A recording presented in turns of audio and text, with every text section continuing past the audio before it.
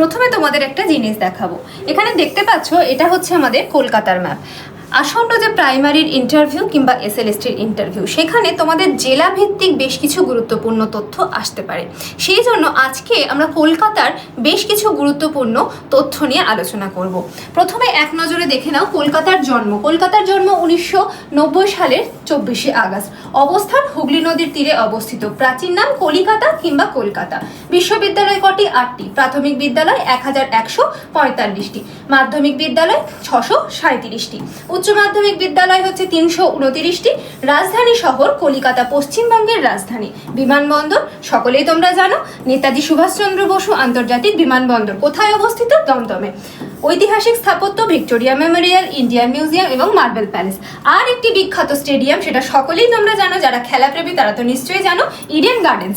এটি হচ্ছে কলকাতার ভীষণ গুরুত্বপূর্ণ জায়গা। এছাড়াও সেই জায়গার বিখ্যাত লেখক, সাহিত্যিক, এই জিনিসগুলো কিন্তু তোমরা অবশ্যই দেখে যাবে। আশা করি এই ইনফরমেশন তোমাদের ভালো লেগেছে। যদি ভালো লেগে থাকে পেজটিকে অবশ্যই ফলো করে রেখো এবং আমাদের ইউটিউব চ্যানেলটিকে সাবস্ক্রাইব করে রেখো।